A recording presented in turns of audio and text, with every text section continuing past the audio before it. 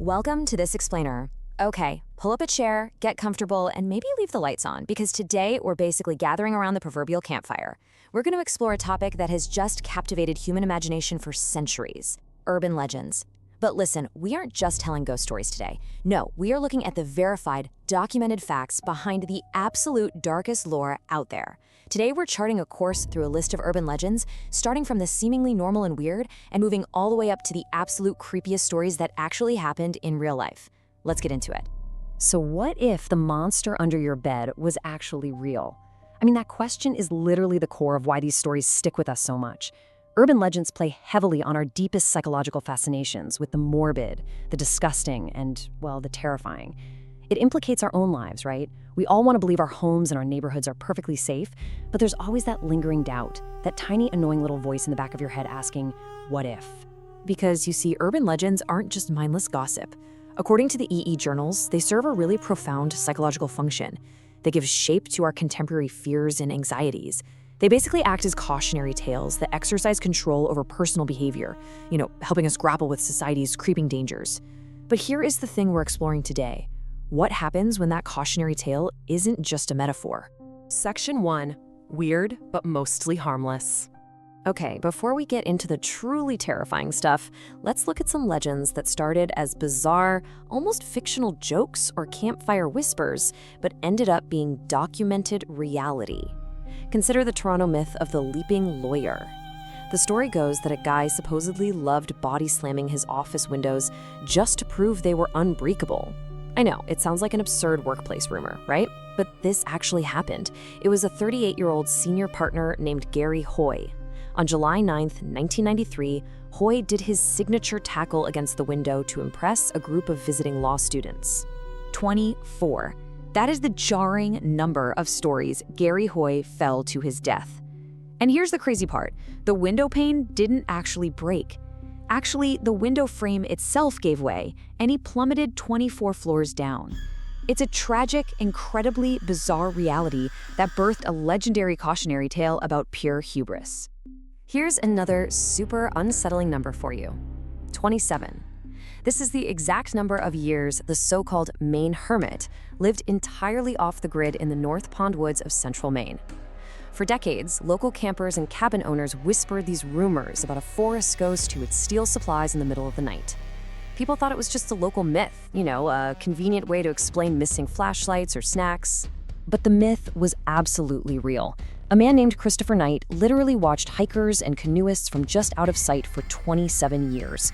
He committed an estimated 40 robberies a year, swapping food, batteries, sleeping bags, just whatever he needed to survive those brutal Maine winters. He was finally caught in 2013 by a game warden who cleverly set up motion detectors. Honestly, the terrifying part isn't that he was violent, because he wasn't at all, but just the realization that someone was sitting there, watching from the shadows for nearly 3 decades. Section 2. Terror in your safe spaces. Right. Now we are going to ramp up the tension by invading your most private sanctuaries. Be honest, have you ever checked the plumbing before sitting down? We've all heard the myth of the baby alligators flushed down New York City toilets that mutate into massive sewer beasts. Now, that specific legend is mostly false. It's way too cold for them to survive down there. But if you lean into the disgusting reality of sewer animal myths, you'll actually find a much more intimate and highly common threat. The reality is disgusting.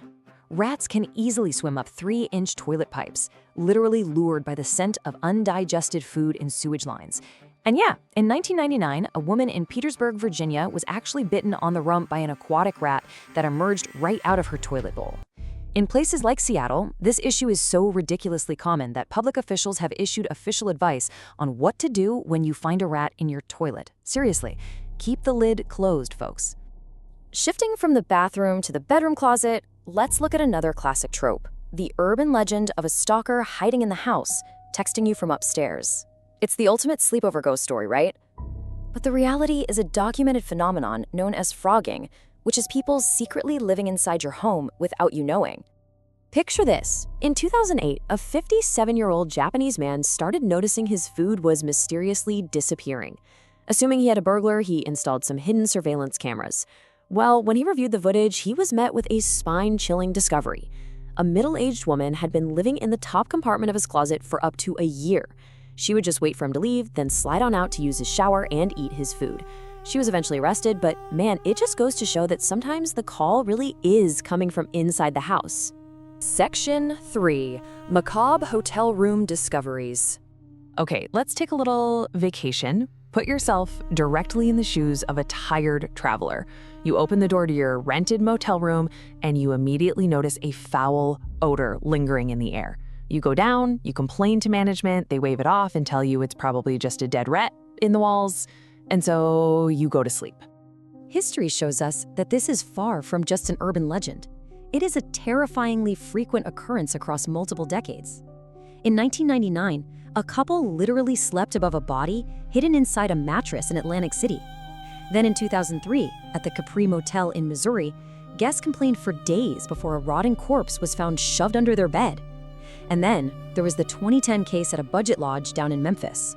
The details of this Memphis case are just grotesque. The body of a missing woman named Sonny Millbrook was discovered inside the box spring of the bed. Her killer had actually stuffed fabric softener into the ceiling tiles to try and mask the horrific smell. And get this, before she was finally discovered, the room had been rented out, and at least 3 different occupants had slept directly above her remains. Unbelievable. Section 4. The creepiest real-life monsters. Now we reach the climax of our dark descent. We've moved from the weird to the gross to the absolutely macabre. Now let's explore the actual, real-life boogeymen who birthed our most terrifying local lore. First up is the legend of Charlie No-Face, or the Green Man from Western Pennsylvania. The myth was that a glowing, faceless demon stalked the backroads at night. But when we separate the rumor from reality, we find a truly heartbreaking truth. Charlie No-Face was actually a man named Raymond Robinson. In 1910, when he was just 8 years old, he suffered a horrific electrical accident while trying to view a bird's nest on an electric pole. The shock cost him his eyes, his nose, 1 ear, and 1 arm. Because he didn't want to frighten people during the day, he took his walks at night along Route 351. He wasn't a monster at all, he was just a tragic figure who inadvertently spawned a legendary boogeyman. But, not all of them were harmless. Let's move over to the 1970 Bunnyman encounters in Virginia. The local legend tells of an escaped mental patient gutting rabbits and hanging them from an underpass. The actual truth? In October 1970, a couple sitting in their car were confronted by a very real man wearing a white suit and bunny ears. He screamed that they were on private property and threw a literal hatchet straight through their car's windscreen. 2 weeks later, a security guard spotted the exact same hatchet-wielding man in the bunny suit chopping away at a porch railing. He vanished into the woods and was never identified, leaving behind one of America's most deeply unsettling unsolved mysteries. And then we have the supernatural terror of Candyman. Now, while you can't actually summon a hook-handed killer by saying his name in a mirror, the idea of a killer bursting through your medicine cabinet, yeah, that is completely real. According to a 1987 Chicago Reader article, Ruth McCoy, a woman living in a Chicago housing project, called 911 frantically saying she was being attacked. Her assailants had literally broken through the connecting wall of the adjoining apartment and climbed in through her bathroom medicine cabinet.